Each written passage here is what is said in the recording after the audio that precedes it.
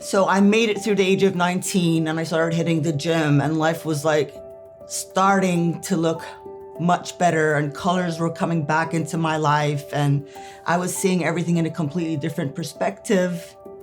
And by the age of 27, I got hit with my first cancer. I know everyone's like wondering, okay, what the hell? A lot could think that this is made up, but yes, a traumatic childhood where I was mentally and emotionally abused, getting into anorexia, and then my first cancer at the age of 27. I won't lie, when you hear the word cancer, it feels like it's doomsday.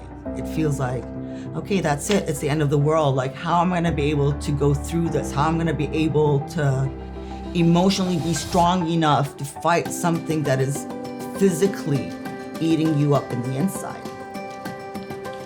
Went through the surgeries. I was very lucky. It was one of those where a certain organ got taken out of my body and I was cleared from the cancer. But mentally, I played victim for the longest time.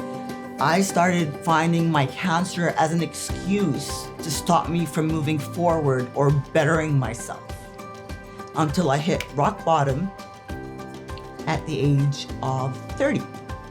This is where my family interfered, helped me get out of a situation I put myself in financially, that I needed them to financially help me out of it.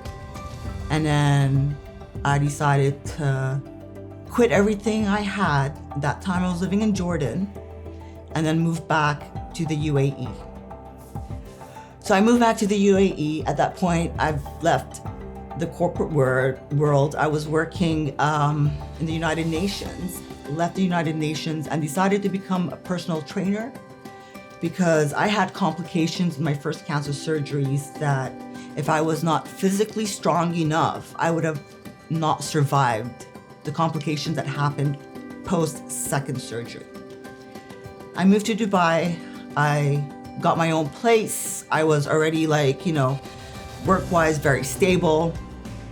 And then at the age of 31, second cancer. This time the cancer that I had was not like the first. First cancer I had was thyroid. So they completely took out my thyroid gland, which was complicated, 2 surgeries.